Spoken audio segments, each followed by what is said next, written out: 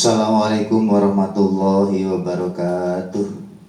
Bismillahirrahmanirrahim. Alhamdulillahirrabbilalamin. Wassalatu wassalamu ala asyrafil anbiya'i wal mursalin wa ala alihi wa sahbihi ajma'in. Qala rabbi shrah li sadri wa yassir li amri wahlul 'uqdatam min lisani yafqahu qawli, amma ba'du. Muslimin dan muslimat dimanapun berada, marilah pada kesempatan hari ini kita masih diberi kesempatan tholabul ilmi dalam suasana pandemi corona, melewati kultum pada hari ini. Mudah-mudahan kita selalu diberi tambah ilmu kita sehingga kita termasuk orang yang beruntung. Sebagaimana konsep yang disampaikan Imam Ghazali di dalam menggunakan sisa-sisa waktu setelah kita gunakan untuk melaksanakan perintah-perintah wajib Allah, maka beliau menawarkan ada 4 konsep. Konsep yang pertama yaitu yang paling utama, yaitu waktu yang tersisa kita gunakan untuk tholabul ilmin nafi' di dalam agama.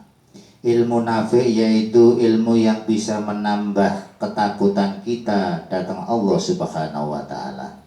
Ilmu yang bisa menambah kewaspadaan kita terhadap diri kita. Ilmu yang bisa menambah kemakrifatan kita dalam rangka beribadah kepada Allah. Ilmu yang menyedikitkan kecintaan kita di dalam harta dunia. Ilmu yang menambah kecintaan kita pada kehidupan akhirat. Jikalau kita termasuk orang awam, tentunya datang kita ke tempat pengajian, datang kita ke tempat ilmu ini akan lebih utama, sesuai dengan hadis yang diriwayatkan oleh Abi Dzar, inna hudura majlisi dzikrin afdalu min sholati alfi raqatin wa syuhuda alfi janazatin wa iyadata alfi maridin. Sesungguhnya hadir di dalam tempat ilmu lebih utama dibanding sholat sunat 1000 rakaat, dibanding mendatangi 1000 janazah, dibanding ibadah atau iyadah meninjau 1000 orang sakit. Dan ini merupakan tingkatan yang paling utama, yang pertama. Kemudian di bawahnya ada tingkatan yang kedua, yaitu jikalau kita tidak mampu menghasilkan ilmu yang bermanfaat, marilah kita gunakan waktu-waktu kita untuk berbagai macam ibadah kesunahan, sebagaimana zikir, membaca tasbih, membaca Al-Quran, membaca sholawat, dan lain sebagainya. Dan itu merupakan derajatnya orang-orang yang ahli ibadah, jalannya orang-orang yang soleh, dan insya Allah akan menjadi orang-orang yang bahagia atau minal faizin. Kemudian tingkatan yang ketiga, yaitu waktu yang tersisa kita gunakan untuk berbuat baik terhadap sesama orang Islam, termasuk membuat hati orang Islam senang, baik untuk memenuhi hajat hidup mereka, untuk membantu agar mereka selalu berbuat kebaikan dan ketakwaan kepada Allah Subhanahu wa ta'ala. Hal ini sebagaimana hadis inna afdhalal a'mal idkhalus sururi 'alal mu'minin. Sesungguhnya keutamaan amal yaitu membuat hati gembira kepada orang-orang mukmin. Kemudian ada lagi tingkatan yang terakhir, tingkatan yang paling rendah, yaitu yang nomor 4.